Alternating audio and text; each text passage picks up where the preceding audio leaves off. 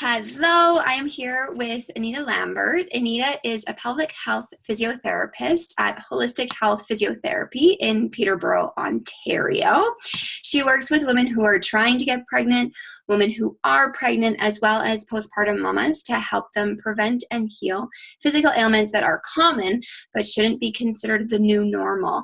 Things like leaking, prolapse, diastasis, and pelvic pain, so that her clients can regain confidence in their core and body. So thank you so much for being here today with us, Anita. Yeah, thanks for having me. Awesome. Yay. So let's just dive right in. So what we're going to be talking about today is a lot of the preparation for birth. And I know that there can be a lot, especially for first-time moms, there can be a lot of fear, a lot of uncertainty. And one of the things that comes up a lot is, should I have a birth plan? And obviously, things don't always go according to plan. But do you recommend that your clients have an ideal birth scenario in mind when they're pregnant? And can this actually be helpful? Yeah, no, I think that's a really great question. And I get asked that all the time. So I have clients coming in who, yes, they have A, B, C, and D. They know preferably what they want. And if that doesn't go well, then they'll go to the next one. And other women come in saying, like, no idea, I'm just going to go with the flow. And I really feel like, and I like to call it birth preferences versus a plan, because I like the idea of, yeah, kind of that scenario, like if A can't happen, then what would be my choice going into the next part? And I do think it's helpful because even though, as you said, like birth doesn't necessarily go, as planned or, ideally what you want, but I think having those ideas in advance to know ideally, yeah, where you would like it to go. And I think also having that written down helps the expecting mom also look into each of those. So I think if you have it written down, you do want this or you don't want this, it'll likely make you look a little bit more into it to find out more about it. So for example, an epidural, I have some women who are like, yes, definitely having one. Other women are like, I want to do everything to not have one. And women who see me, I always make it very clear, I'm not there to steer you either way. What I really want is you to be educated. So if having an epidural or not having one is something really important to you, I really encourage women to look into it more. So what are pros and cons of having one versus not having one? And then also being aware that in labor, with not knowing how things are going to go, to be aware that you can ask your care provider questions, or ask, if you're in a hospital environment, ask the nurse. Like, definitely ask questions at the time, or have whoever's with you help ask questions too. So I do feel like it can be very helpful for those reasons. And I think some women who come in saying they don't have one, when you kind of ask a little bit more, technically you do. If you know where ideally you would like to give birth, well, the location is part of that preference, right? Who you want to be there with you. So whether if you have a partner, if you want a doula, if you just don't want a doula, if you want other family members. So I think without knowing it, a lot of women actually do have preferences until they look at it a little bit further. So I do think it's a good idea. And then also let your care provider know, and let whoever's going to be with you at the birth know what these preferences are. Because depending where you are in birth, you may not necessarily remember those preferences that you have, right? I'm sure you know what I'm talking about. That you kind of might be focused on the surge or contraction you're going through, or, you don't know what's going to be going on. So letting others know, I personally think is really helpful. And I think women having that just go in birth, feeling more empowered and confident, because they do have ideas of what they want, what they don't want. And it lets them be more of an active participant versus birth happening to them. They're actively involved in their birth. So yeah, so that's what, yeah. Yeah, I love that idea of that birth doesn't just happen to you, because it can feel very, like, I remember at one point I had a different labor than I was anticipating. Everything obviously was fine, and Avery, my daughter, was fine and everything like that. But at one point there must have been at least 10 or 12 people in the room. And it definitely felt very overwhelming. It felt like birth was happening to me instead of me being in control, I guess, of the situation. But knowing that my husband, Adam, he knew my preferences, he was going to advocate for me. And I still even though it was scary, knowing that I had someone at my side that knew what I wanted, that was really helpful. Yeah. Yeah. I just think those are all just important points. And that's really what it comes down to is, being actively involved. And I tell women too, like, your care provider may be coming in with different, all of a sudden saying, for example, like, I think we should break your water. And if you've had ideas or knowledge of that ahead of time, and it's not something that they're doing as an emergency and you have time to think about it, it's worth, if you and your partner already know about it ahead of time, risks and benefits, or ask in the moment, again, makes you an active participant, that you made that decision, whether you decide yes or no. But exactly. You're just more involved in everything that's happening down the line. Totally. I love that. I think along the same lines, one of the things that stuck out to me when I was preparing for my own birth was I was reading a book by a doula, and I can't remember the name of it right now, but I'll put a link to it. I'll figure it out. I'll put a link to it below this video. But it was basically talking about one of the things that you can do is you can ask, can I think about it? Can I have an hour to think about it? And then you'll know if it's a true emergency, if they're like, no, you need to decide right now. And if it's not a true emergency and they say, yeah, you can have an hour, that gives you a bit of space to kind of think through and say, okay, like maybe I do want to go with this, or maybe I don't, or kind of talk through your options a bit more. So I love that. Awesome. So along the same lines of the birth preparation, one of the things that we hear a lot about is the perineal stretching or the perineal massage. Is this something that is good to do? Does it actually work to help us, our bodies, prepare for labor and have a smoother labor and birth? Or is it something that's just kind of like, maybe it will work, maybe not? Yeah, so it is something I do teach to all my clients. And looking more at the research, it points more towards being beneficial, the most beneficial for first-time moms, to help decrease, they say, kind of perineal trauma, which refers to episiotomies or natural tearing. And they said for the second-time moms, in terms of that particular research, it was kind of inconclusive if it was significantly beneficial physically. But I also talk to a lot of moms, especially second, third, fourth-time moms who've already gone through birth and maybe had tearing or episiotomy or pelvic floor issues. They really want to do everything. That's part of their birth preference, is to not go through that again. And what I find is the perineal massage, or any preparation to do with the pelvic floor, not just helps physically, but the mental side of it. So there hasn't necessarily been done specific research. This is really like clinical experience, and seeing women go through this, and other pelvic physios I've talked to say the same thing, is, mentally preparing to be aware of that part of their body, how it's going to feel during birth.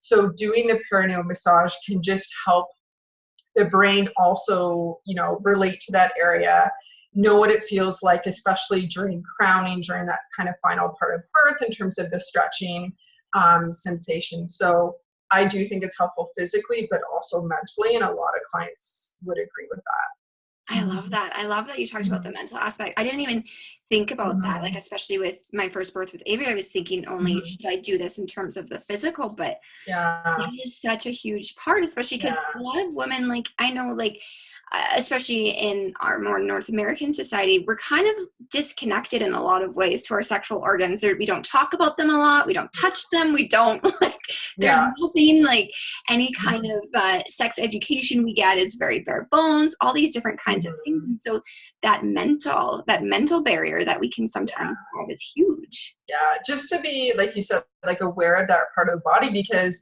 even just pelvic floor, anything recently is starting to get talked about more, but so many women are just unaware of how that part of their body is working. And just aren't really in touch with that side of their body. So I think doing the massage, and often with that too, like, I'll have, usually it's around 35 weeks, I'll recommend starting. And usually at that point, I don't know if you felt this, but like 35 weeks, it's challenging to reach there, put the proper pressure down, but be relaxed at the same time. So what I'll often have women do is, you know, if they have a partner, have them talk to their partner if they can do the perineal massage, and then the expecting mom can focus on relaxing their pelvic floor. So if you want, I can send you a link just with the 2 techniques I tend to recommend. So I just did a quick video.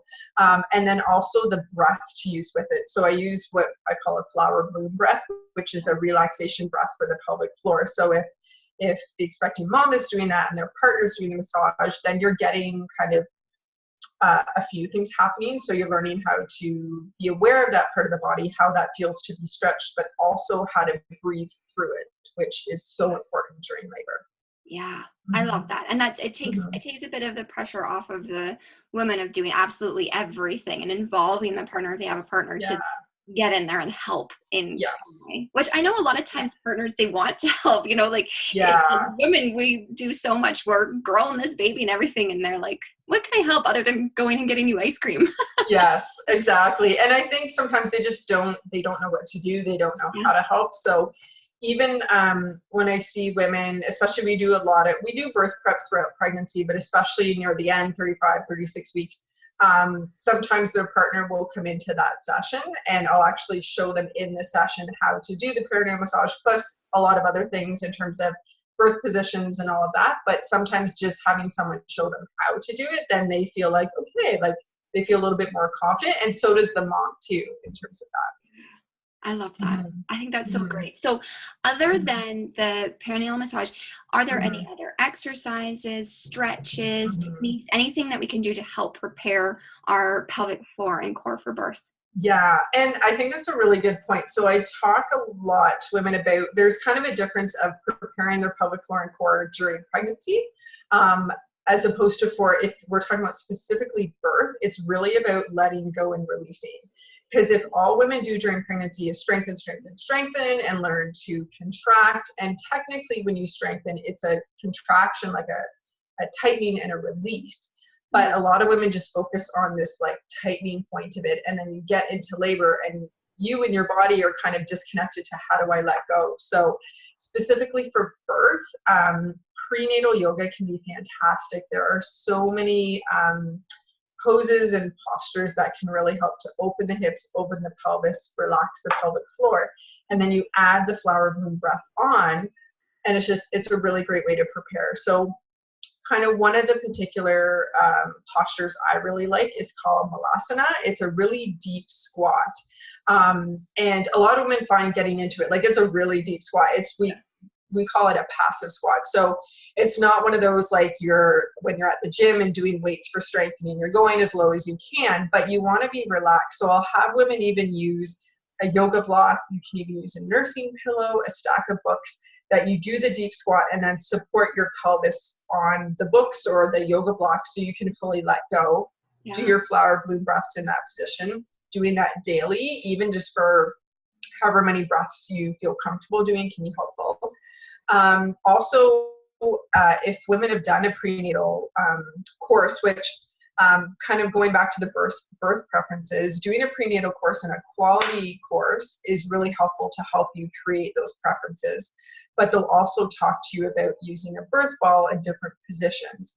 So I use that a lot of times with women too, preparing them for birth. So I'll show them different positions, whether you're sitting on the birth ball, kneeling kind of with your arms rest over the ball, just different positions you can let go and then use your flower bloom breath. So even doing that, practicing up until labor can also be really helpful. So just anything you find super relaxed. Okay, so let's talk about how early in pregnancy we should be starting to focus on things like the perineal massage, the core and pelvic floor exercises, and other birth prep work. I think you had mentioned about 35 weeks you usually recommend for the perineal massage.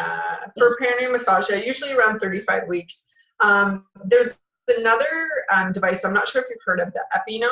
Yes. Which stands for, no episiotomy. So that's like, it looks kind of like a blood pressure cuff with a kind of a balloon on the end that women can insert internally, and it just helps create a stretch. So it would be, you could do it instead of perineal massage, or some women end up doing both. And that you could start using usually around 35, 36 weeks. But I always tell women just check with their care provider first. And then also it's not available in every country, but Canada is. Yeah. But to check with them first, just to make sure there's nothing that, contraindications of why they shouldn't be using it, but that could be another option. In terms of like pelvic floor strengthening or release work, really they could start, as early as possible. It is great if you can see a pelvic physio because they can let you know how you were mentioning you were really tight after birth, right? But some women you don't necessarily know. There are some signs. So if you have pain with intercourse, pain with pap exams, pain inserting a tampon and Diva cup, those are all signs that it's likely that your pelvic floor is tense, and then you could already start working on release work before you start to strengthen. So that idea, if you're already tense and you try to strengthen more, generally you're just going to get more tense. And some women are surprised to know that you could be actually tense in your pelvic floor and leak. You can still have pelvic pain, leak, all these different symptoms that you assume has to do with a really kind of weak or kind of loose or relaxed pelvic floor, but often it can actually happen with a tense pelvic floor too. So you could see a pelvic floor physio as early as you want. Some women are starting to come to see me even before they get pregnant, which is fantastic. And that's the first time I ever saw someone, and that was, even during our training, we actually practice on each other. So we've done every technique and have experienced every technique. But to just even see what that foundation is like before you actually get pregnant. But yeah, during pregnancy, at any point you could start release and strength work. And then for everyone, generally in the third trimester, even if you don't have a tense pelvic floor, I will start adding in release work to then prepare you mentally and physically all the way up until birth to be able to have that release component. But if they're able to strengthen, I'll still have them strengthen up until, because that will help with their postpartum recovery too. So really everyone is an individual, but generally it's never too early or too late really to start either. I love that. I definitely, it's definitely something that I will definitely be doing next pregnancy, even before. Yeah.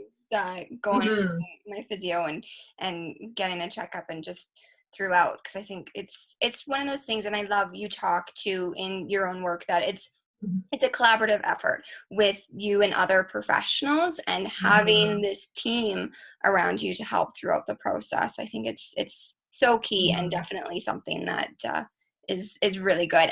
Awesome. Okay, so there's obviously, especially when it's a first time pregnancy and birth, there's so many birth horror stories out there, especially you get on the internet and there's so many people talking about things that happened, or well-meaning family and friends warning you about certain things that could go wrong and things like that.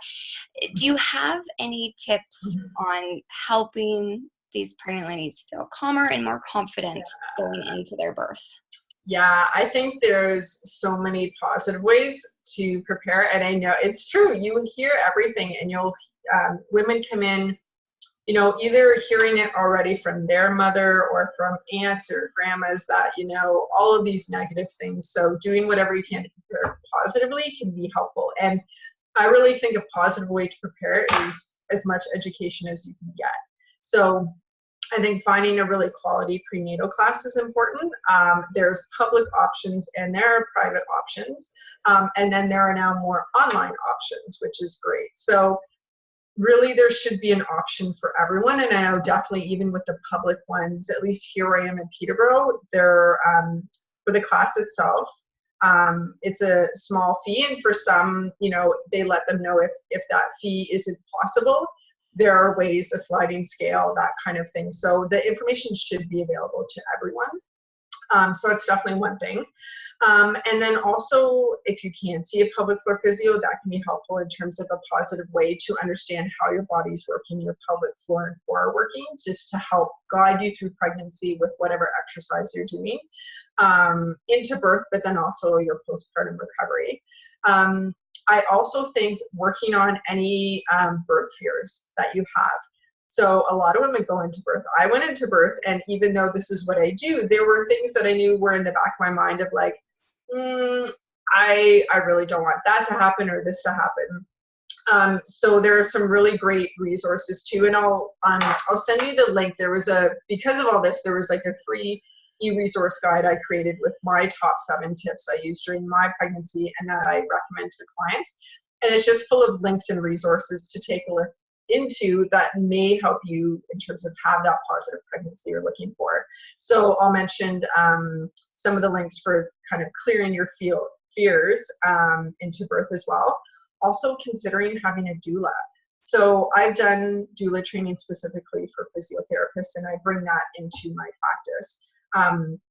But there are so many benefits, and the research also backs up having a doula at your birth too. So a doula is someone who gives you and if you have a partner, anyone at your birth and your baby, like emotional and physical support throughout, and continuous support. So the research really backs up having someone there continuously throughout, because things will change, right? So if you're in a hospital setting, nurses come on and off shifts. Your care provider may not be the one you've seen all through pregnancy. If you're seeing a physician, they are often on call. So you may have a physician you've never met before. With midwives, depending on the collective, you may have a higher chance of seeing the midwife you've seen, but depending on how it works, you may not. So having a doula there is someone that you've met, and they will be at your birth. Usually they'll have one backup just in case. So the research really shows it can really help with creating a positive birth experience, decreasing certain interventions, including having a cesarean birth. So definitely having a birth doula could really help create that positive experience you're looking for as well. Also looking into who's going to be at your birth. So this idea around how I was talking about your fears with birth, that it really is like science shows that fear leads to tension, which can lead to pain. So if you're having people at your birth who make you feel anxious and make you feel stressed, that can then contribute to tension, which can contribute even to the pain that you experience during birth. So even just really, taking a step back and having an idea who you want at your birth, who's going to be the most beneficial for you, who's going to make you feel the most relaxed and the most supportive, can be helpful. I often have women even just create a list of strategies that they find are personal stress relieving strategies or relaxation strategies. So this can be from certain music you listen to, or meditations, or we were talking about hypnobirthing. So for me, one of the things I loved from that course was this particular meditation, and I listened to it over and over and over during pregnancy. My husband got so sick of it, and I didn't care because I knew during labor this was going to come in handy for me because I really resonated with it. So I had that playing. I also had a playlist of certain music that I know would totally make me mellow and relax. So if you're a music person, that could be something that really clicks with you. And especially if you're going to be in a hospital environment, bring headphones so that you can totally, whatever device you have the music on, pop your headphones in, and you could totally zone out from, like you mentioned, if there's 9 other people in the room, you could potentially kind of just, go into your own space. Or certain visuals to bring in, if there's certain pictures or videos, or especially if you have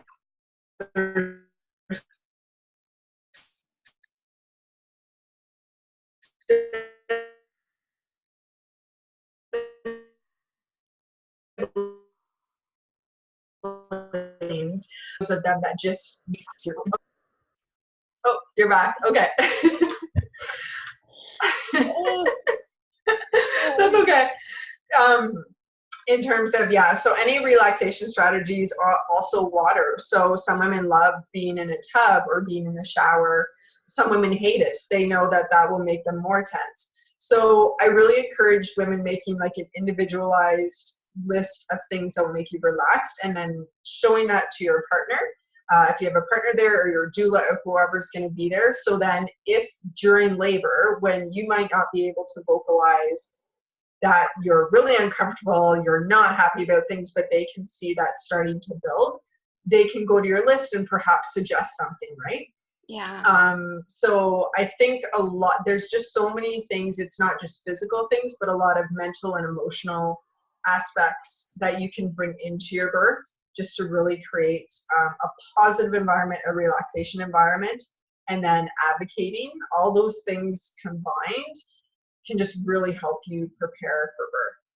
Yeah, I love that. And I Mm-hmm. think that that's the thing, like you talk about in your practice, it's a really Mm-hmm. holistic viewpoint. There's not going to Mm-hmm. be one thing that is the thing that will work for every single woman. It's very individualized. It's a very holistic, whole body, whole mind, body approach Mm-hmm. to it. Mm-hmm. I love that. Yeah. And that's birth, right? Like it's not, we kind of, I think, especially in North America, we view it as very much a physical event. Yeah. But once you get into it, you realize there's so many other aspects to it. So anything you can do to educate yourself before, have these tools in place before, is just really going to serve you regardless of how birth goes. It'll just give you more tools to use so that, again, once birth has passed and you're in your postpartum period, you can look back and say, you know what, maybe that didn't go as my preferences were, but I actively got to make those decisions in the process. And also, if you have a partner, they feel really positive that they could then, go to these tools to then help you get through birth. So Yeah. lots of positive sides to preparing all those ways. Exactly. I love that. And I Mm-hmm. love, yeah, bringing in your partner, whoever's going to Mm-hmm. be on your team in the room with you to Mm-hmm. make sure that they know too. It's not just you know your preferences, Yeah. everybody that's going to be there knows them. Mm-hmm. Mm-hmm. That's awesome.